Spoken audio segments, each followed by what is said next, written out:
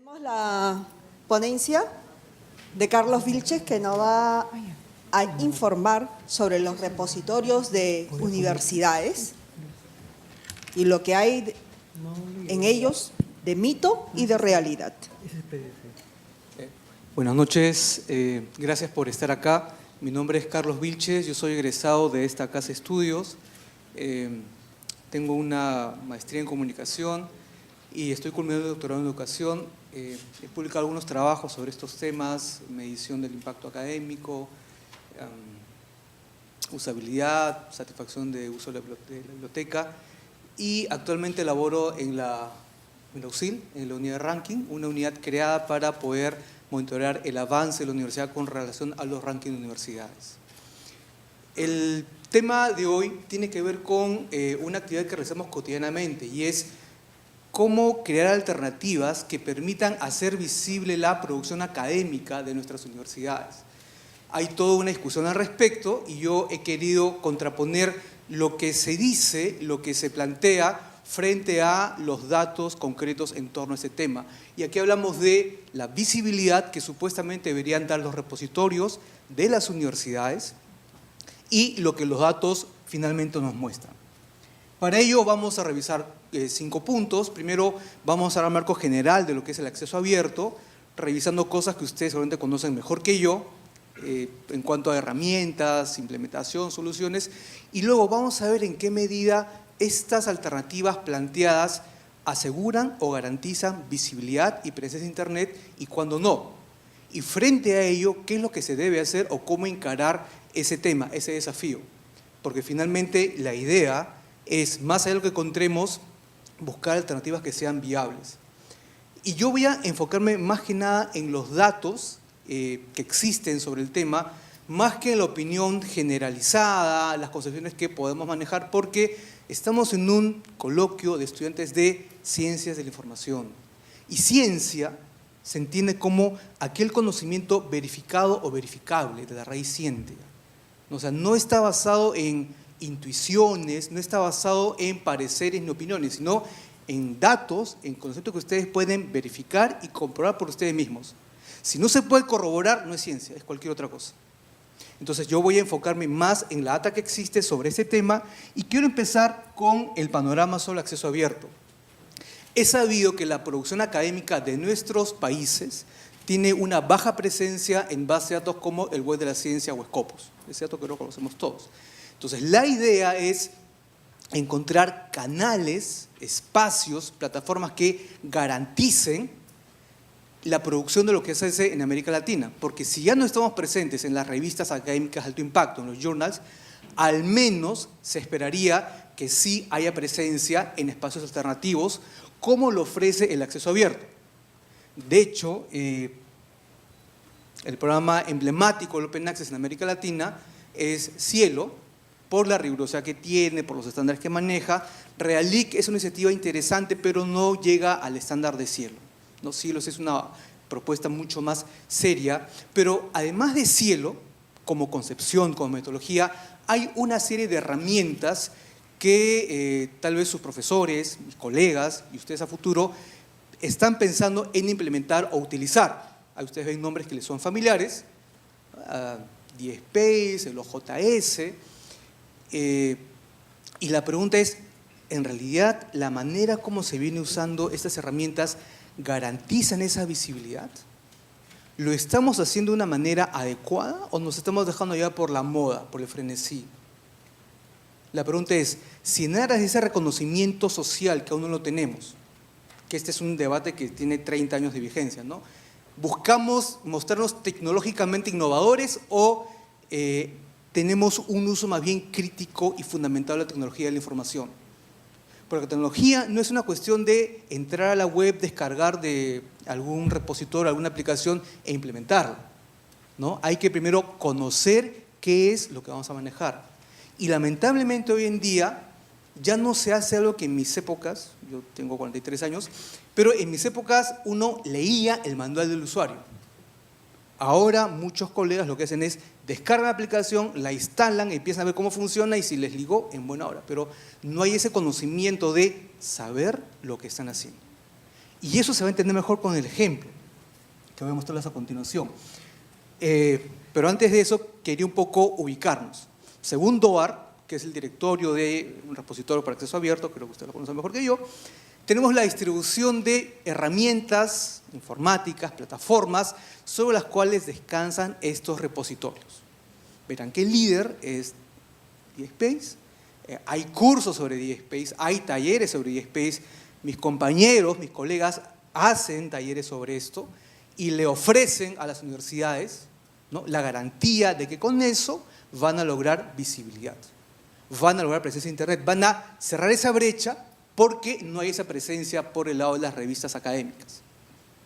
Entonces, me pregunto, ¿cuántos se han dado el trabajo de verificar si eso es cierto? Porque no es una cosa repetir el discurso que está de moda. No es una cosa de decir, bueno, sí, pues acceso abierto, 10 pesos JS y vamos adelante con los JS. ¿No? Hay que verificar si eso es cierto. Y felizmente, herramientas como Google y Google Académico les permiten hacerlo. Esta plataforma Google tiene lo que se conocen los comandos avanzados, que espero que ustedes lo conozcan, nativos digitales, ¿no? Estos comandos avanzados les permiten conocer de manera muy aproximada, porque no es una ciencia exacta, pero muy aproximada de cuál es la presencia real del contenido que genera una universidad y que está indicada por Google. Entonces, el comando es cite, yo les voy a mostrar la pantalla de lo que se ve. Cuando empezamos a hacer el ejercicio con Cielo, Cielo es un producto emblemático. Si ustedes entran a Google de su teléfono ahorita, alguna tableta, y ponen site, Cielo o RGP, les van a salir cerca de 590.000 registros. O sea, en Google público, Google que todos manejamos, casi 590.000 registros. Ahora, ¿cuánto de eso es registrado en Google Académico? Porque se supone que al ser una entidad académica, producción académica, científica, debería estar en Google Académico, es el estándar mínimo. Entonces, lo que se hace es entrar a Google Scholar, scholar.google.com, y usamos el mismo comando. Pero miren, esos 590.000 han bajado a casi 6.500. Vean esa reducción. ¿Y qué ocurre si yo, además de solamente determinar el tamaño, quiero ver cuál es la riqueza de archivos que es reconocida por Google Académico? Porque, seamos honestos, o sea, poca gente entra al repositorio por el repositorio. La gente busca por Google y de ahí salta al documento, ¿cierto? O sea, creo que eso todos lo sabemos muy bien. Entonces, tendríamos que tomar en cuenta esa entrada principal. La gente entra a OJS, a DSpace, a lo que fuera, usando Google o Google Académico. Y cuando yo utilizo el otro comando, que es tipo de archivo, file type, y le coloco el atributo PDF, esos, ¿cuántos eran? 590.000 se transforman en 530. O sea, eso es lo que oficialmente registra Google Académico en cuanto a riqueza de archivos. Entonces, aquí hay una primera señal de alerta. Algo no está funcionando. O sea, no es cosa de implementar tecnología y decir, ya está, estamos listos, somos visibles, tenemos presencia. No, esto ustedes lo pueden corroborar ahorita, de sus teléfonos o tabletas. Recuerden, ciencia implica conocimiento verificado y verificable. ¿Y qué pasa si hago este mismo ejercicio, ya no con Cielo, sino con la PUC? Entramos al repositorio de la PUC, hago exactamente lo mismo, site, repositorio PUC EduP, y me salen casi 170.000 documentos, ¿no?, que se registran en este repositorio, entiendo que implementados sobre DSpace, que es la norma. Cuando busco su presencia en Google Académico, bajo a casi 4.000 documentos. Y cuando quiero verificar o combinar presencia en Google Académico con riqueza de archivos, esos 166.000 se convierten en casi 50. Y eso usted lo puede hacer con cada repositorio de universidad peruana. Van a encontrar el mismo patrón. Llámese Pacífico, llámese UPS, el que ustedes quieran. Entonces, lo que les quiero decir es que algo no está funcionando. nos estamos limitando a descargar la aplicación, instalarla, y no nos damos el tiempo de conocer cuál es la correcta configuración. Y hay un dato todavía mucho más sintomático. En estos datos que me ofrece DOAR, porque no son mis datos, sino es lo que DOAR les muestra, la herramienta más usada para repositorios es el DSpace, que es la menos amigable para Google. Pero fíjense cuál es la que está en último lugar. ¿Lo ven con claridad?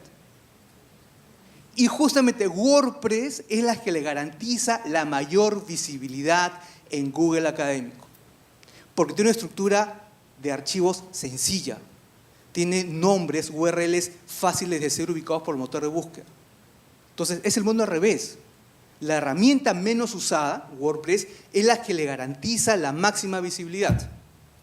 Pero nosotros nos llevamos por las modas, por la impresión, el comentario general, y todos con DSpace, todos con OJS, y no empezamos a explorar, no empezamos a verificar si lo que nos dicen es cierto. Por favor, hagan este ejercicio ustedes por ustedes mismos. Tienen los comandos, tienen las rutas, verifiquen los datos.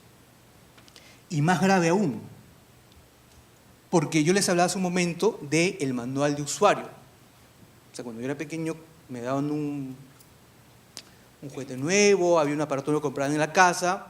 Lo primero que hacíamos era agarrar el manual de usuario y leerlo. Sí, nos demorábamos seguramente 1 hora, 2 horas, pero sabíamos cómo funcionaba el aparato, el dispositivo. Hoy día ya no ocurre eso. Y tan es así que el manual de usuario de Google Académico son los criterios de inclusión de Google Académico. Y ellos explícitamente les dicen, por favor, usa el Dublin Core como última opción. Si es posible, no lo uses.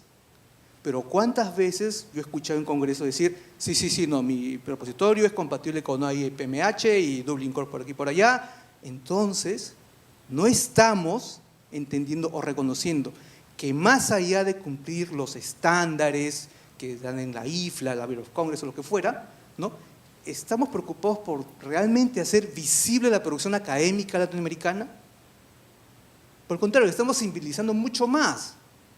Porque si es invisible en los journals de alto impacto, revistas Q1, Q2, yo uso las herramientas de la manera como las uso, lo hago todavía mucho más invisible. Y ustedes pueden entrar a esa dirección que está de arriba y leer que está claramente señalado. Usa Dublin Core como última alternativa. Mejor no la uses. Entonces hay que darse el tiempo de aprender a leer el manual de usuario. Y todo esto me llevó a pensar, bueno, ¿y qué pasa si en lugar de quedarme con 2 universidades, hacemos una cosa con todo lo que está registrado en DOAR, que es el trabajo que les presento en el tiempo que me queda? La idea era coger los repositorios indizados o registrados en DOAR, usar esos comandos que les he mostrado, tamaño del sitio, tamaño en Google Académico y riqueza de archivos PDFs. Y la idea era ver cuál era la variable, el factor que predecía una mayor riqueza de archivos en Google Académico. Lamentablemente no se pudo y llegué básicamente a hacer un análisis de correlación. Pero igual les muestro cuál era la idea. Creé una matriz Excel con esos campos. Ustedes ven al lado izquierdo los dominios, el URL de cada repositorio de Universidad Peruana y alguna entidad académica. Simplemente entré a Google Académico, el comando site, el dominio, y combiné con el comando file type para cada uno de ellos. Ustedes tienen los valores ahí, ¿no? Y con esa información, que son pocos casos, ¿no?, me parece que eran 22, 23, generamos como primer paso la matriz de correlaciones para ver si se podía ir más allá y hacer el análisis de regresión que estaba planteado. Entonces, la matriz de correlaciones, lo que me mostró, bueno, es un cuadro así, les explico rápido cómo se interpreta eso. Ven ahí ustedes varios números. Deben concentrarse en los que tienen los asteriscos. Lo que tiene 2 asteriscos significa que esa relación que existe no es producto del azar, sino que hay un dato latente real detrás de esa relación observada.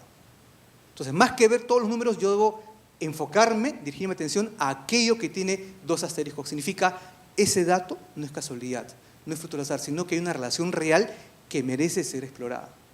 Pero cuando quise ver la relación entre tamaño de Google público y riqueza de archivos en Google académico, la relación fue de 0.340 y sin asterisco.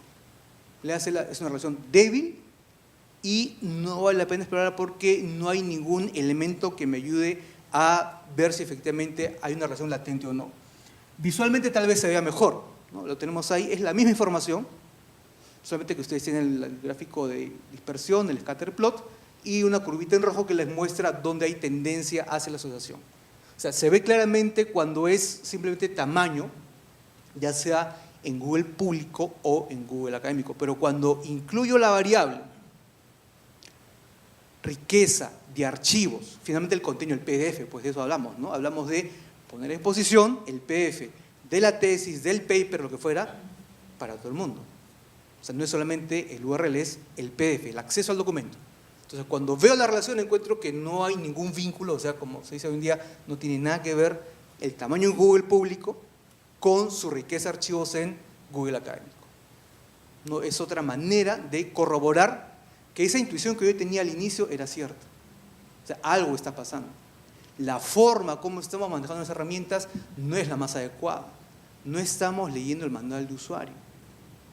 Digo, el manual de usuario de Google académico es los criterios que se emplean para el crawling, el rastreo, para la indización, el almacenamiento, no lo estamos revisando. Si no, veríamos la forma de optimizar el DSpace, que por lo que he preguntado es bien complicado. La misma Darcy Darpa de Google Scholar, la gente del proyecto dice que en realidad DSpace es poco amigable con Google académico. O usar otra herramienta.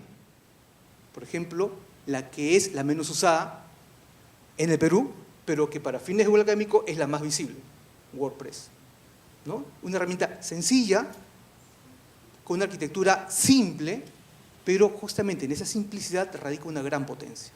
Entonces yo quiero cerrar planteando un par de preguntas que tienen que ver más que nada con una reflexión que la planteo, que la lanzo, no tengo la respuesta, pero por ahí va. Y la primera preguntarnos es, o lo primero que habría que preguntarnos es, ¿qué es más importante? ¿Garantizar que cumplimos el estándar, que somos compatibles con OAI, MPH, o lo que fuera? ¿No? ¿Es el propósito, garantizar el cumplimiento del estándar? Porque ese debate a mí me recuerda mucho el que había en los 90s, en los 91, 92, cuando era la discusión de, bueno, cómo usar las ACR2 para el tema de catalogación, ¿no? Que el punto y coma, que el guión, guión. Entonces, vamos, o sea, el sentido de la ACR y ACR2 no era tanto que dos puntos y punto y coma, sino era usar o describir la información de manera consistente. Ese era el sentido. Que si era punto y coma, guión, guión, vamos, o sea, no era lo central. Lo central era lo que ustedes usen para escribir esos datos, que sea de manera consistente, no combinen, no mezclen, sean coherentes. Pero aquí estamos con el tema de, bueno, como es compatible con esto, no me interesa si Google académico lo ve o no lo ve, yo cumplo con el estándar. Bueno, ¿realmente es así? O deberíamos ahí plantearnos la segunda pregunta, ¿no? O si nuestro propósito no solamente ser custodios del conocimiento, sino garantizar el acceso al mismo, abrir los canales, permitir que más personas tengan acceso a ese conocimiento, ¿no deberíamos preocuparnos por hacer que esto llegue a cada vez más personas? O sea, hacer visibles esos contenidos. Y hacer visibles los contenidos, nos guste o no, hoy en día significa ser visibles, ser amigables ante las herramientas de Google. Google Docs, Google Sites, hay una serie de herramientas, ¿no? Es un debate que yo simplemente planteo las preguntas ahí, no tengo una respuesta, pero creo que sí debemos empezar a hacer un abordaje, un uso mucho más crítico de la tecnología. En mi época, cuando yo estaba ahí, donde están ustedes ahorita, había también una fiebre por los CDs. Y habían informes monográficos sobre, mi biblioteca ha comprado tantos CDs, mi biblioteca tiene tantos CDs. Y no había un momento de reflexión ni preguntarse, ¿pero el CD realmente ayuda a que los chicos lean mejor, entiendan mejor las cosas? Se hicieron inversiones gigantescas, no tengo idea de comprar CDs. Se masificó Internet y los CDs al tacho, porque los chicos querían cosas interactivas, más dinámicas. Entonces, nuevamente, yo veo que se repite la misma tendencia. O sea, una apropiación acrítica, no reflexiva de la tecnología. Se la usa porque está ahí, la uso porque la puedo descargar, instalar y ya está. Pero no hay esa pausa, ese momento para preguntarse, ¿esta es la mejor manera de usar el DSpace? ¿La manera como está configurado el OJS es la manera más eficiente que existe? ¿Puedo optimizarlo? ¿Puedo mejorarlo? ¿Hay herramientas alternativas, mejores? Eso no observo. Si no hay un frenesí por decir, yo tengo el OJS, yo tengo el DSpace, pero no hay esa segunda pregunta, que creo yo es mucho más importante. Y con eso yo quiero terminar, simplemente planteo las preguntas y nada, quedo a sus órdenes para cualquier pregunta o inquietud que pudiese entender. Muchas gracias.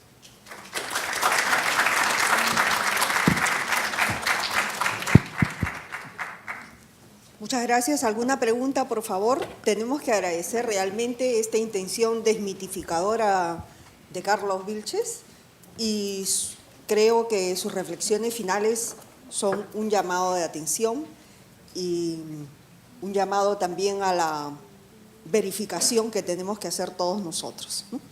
Bien, Carlos. Gracias. Creo que te quedas hasta las 10. Lo que se pueda. Leo la primera. Las prácticas de los repositorios con respecto al OA se deben encaminar solo a la visibilidad. ¿Y en qué plano quedará la accesibilidad a estos contenidos? Mucho de esto depende de cómo lo definamos, yo creo. Les comento. El propósito del repositorio es crear un canal alternativo a las revistas académicas, porque ya se sabe que no tenemos presencia en Scopus o algo de la ciencia, o nuestra presencia es minúscula, muy pequeña. Entonces se espera que esa herramienta alternativa garantice esa visibilidad, esa presencia, pero si no lo hace, porque no es que, nuevamente, o sea, no es que las personas entran al repositorio por el repositorio. No, o sea, vean los logs de consulta, los logs de acceso, ahí está la data. Verifiquen. O sea, no, las personas hacen la búsqueda por Google y de ahí saltan al repositorio. La página principal del repositorio ni la ven. Ni la ven, es prácticamente transparente para ellos. Encontraron en Google, hicieron clic, saltaron. Entonces, yo creo que una forma de hacerlo, no solo accesible, sino también accesible, que la gente lo encuentre y sobre todo lo use, es usar herramientas sencillas y probadas. Y mucha gente se ríe de WordPress porque dice, bueno, WordPress, pues sí, pues bitácoras, blogs, pero hay que ver cuál es la potencia que tiene WordPress. ¿No? Muchas veces las cosas simples, las cosas sencillas, son más fáciles de entender y de usar. Entonces, respondiendo a la pregunta, yo creo que alternativas como WordPress o una combinación en todo caso, para quienes quieran mantener su DSpace, sería una opción interesante por explorar, pero en todo caso, exploren ustedes. Vayan, verifiquen, comprueben, hagan todos los cambios que sean necesarios. Les comento, en USIL, donde trabajo, también empezamos con DSpace.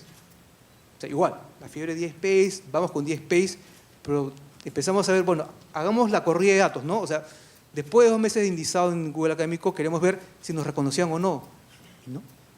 1 registro, 2 registros, y no pasamos de 5. Entonces empezamos a ver y justamente encontramos que hay un dominio aquí en la PUC donde me parece que es el Instituto de Diálogo Intercultural, algo así, donde de cerca de, 400 páginas, les reconocía casi 200 PDF. Dijimos, algo está pasando ahí. Entonces entramos a los logs y vimos que lo que usaban ahí, en este Redie, creo que se llama, era WordPress. Entonces dijimos, bueno, cambiamos a WordPress y empezamos a probar. Fue un tema de ensayo y error. O sea, empezamos también con DSpace, pero cuando vimos que éramos invisibles ante Google, le escribimos a Darcy Darpa, que es la gerente manager de Google Académico, nos dijo, sí, pues, o sea, DSpace no es la mejor alternativa, prueba con otras, vimos que la ruta o el camino a seguir era migrar. Y nos ha resultado. Ya tenemos, claro, estamos avanzando lento, pero tenemos 208 PDFs reconocidos por Google Académico y ya más de 3.000 registros como tal, ¿no? Entonces, eso es garantizar visibilidad. hacer que el documento sea consultable. Creo que estamos en eso. La siguiente pregunta es Buenas. Hay una pregunta de internet. Ay, David sí. Quispe pregunta, ¿WordPress nos ofrecería la misma interoperabilidad para cosechadores como el del Concitec? Probablemente no. Probablemente la pregunta es, los recursos limitados que tenemos como universidad o como país, ¿debemos orientarlos a cumplir el estándar o lograr la máxima visibilidad posible? Porque el proyecto me parece que es Alicia de WordPress, también de Concitec, reposa en DSpace. Entonces al final tenemos una herramienta que se ve muy compleja, se ve potente, se ve sofisticada, pero no logra su propósito. O sea, el propósito del repositorio, colegas, no es tener una herramienta muy sofisticada, ni bonita, ni avanzada. O sea, ese no es su propósito. El propósito no es ser high-end, altamente avanzado, sino el propósito es asegurar que lo que subo al repositorio puede ser consultado. Ese es el propósito. Entonces la pregunta es, ¿lo logro o no lo logro? ¿No? Esa es un poco la reflexión final, creo yo, que está detrás de esto. Me recuerda un poco lo que decía un líder chino, Deng Xiaoping, creo que es el nombre correcto. Él decía, a mí no me interesa si el gato es blanco o el gato es negro. Me interesa que coma ratones. O sea, hay que ser pragmático, hay que irse a los datos. Y tan es así que Deng Xiaoping abrió la economía china al mundo. Él quería desarrollo. Entonces no estaba tanto con el tema de etiquetas que esto que otro, sino tenía un propósito, era lograr mejorar las condiciones de su pueblo. Él encontró que la ruta era liberalizar la economía. Parece que le ha resultado. Hoy en día China creo que es la economía más potente del mundo. Pero la idea es, más allá de quedarnos en visibilidad, accesibilidad o el rótulo que ustedes quieran, es preguntarse, ¿cuál es el propósito del repositorio? ¿Para qué está hecho? ¿Para ser bonito? ¿Para ser llamativo? ¿O hacer que la gente conozca, entre y descargue el PDF?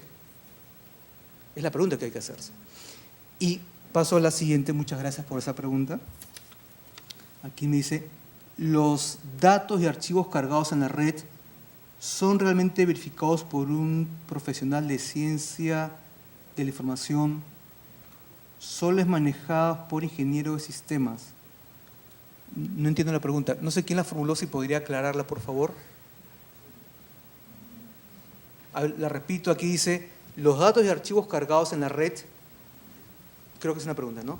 ¿Son realmente verificados por un profesional de ciencia de la información o solo es manejada por ingenieros de sistemas?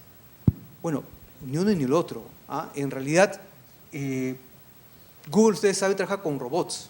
Y en el caso de Google Scholar, lo que el robot hace es esperar una estructura estándar. Estructura estándar significa un documento que sigue la tipología clásica y es el título en un tamaño de letra más grande que el contenido. Si su texto está a 11 puntos o 12 puntos, el título está en 14 y en negritas. Así de simple, o sea, es una cosa bien concreta. Luego espera Scholar un espacio en blanco, la mención del autor, espacio en blanco y el texto. Así es como lo indica, o sea, es una estructura totalmente predecible, pero también racional y estructurada. Pero si ustedes en lugar de poner el título, ponen el loguito, el banner, ¿no? Y le ponen el escudito por ahí, ya se complicaron. O sea, se ve más bonito, ¿no? O sea, se ve, sí, qué bonito, mira, tiene loguito y gira y tiene colores, pero para fines de recuperación de la información no es la mejor alternativa. Nuevamente, hay que pensar en soluciones que sean efectivas, no tanto en si es bonito o no es bonito. Esos son unos problemas de hoy en día, o sea, estamos muy llevados por las sensaciones, las impresiones, ¿no?